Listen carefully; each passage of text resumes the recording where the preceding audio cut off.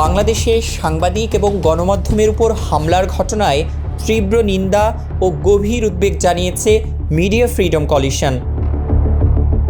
আন্তর্জাতিক এই জোট বলছে, এ ধরনের সহিংসতা ও ভয়ভীতি সৃষ্টির ঘটনা একেবারেই অগ্রহণযোগ্য। এটি গণমাধ্যমের স্বাধীনতার মূল ভিত্তিতে সরাসরি আঘাত হানে। একই সাথে মানুষের তথ্য পাওয়ার অধিকারের উপরও এটি বড় ধরনের হুমকি তৈরি করে।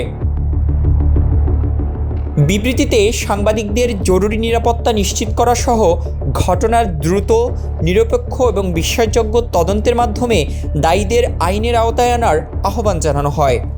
জোটটির মতে, সাংবাদিকদের এমন এক পরিবেশ নিশ্চিত করতে হবে যেখানে ভয় বা চাপ ছাড়াই দায়িত্ব পালন করতে পারে। টানা তৃতীয়বার অর্জন করেছে দেশের সেরা সুপার ব্র্যান্ড স্বীকৃতি বসুন্ধরা টিস্যু।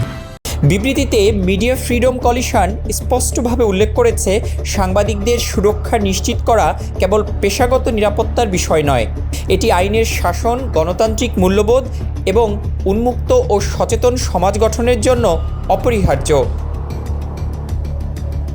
এই বিবৃতির মাধ্যমে বাংলাদেশের গণমাধ্যমের পরিস্থিতি নিয়ে আন্তর্জাতিক মহলে নতুন করে আলোচনা সৃষ্টি হয়েছে।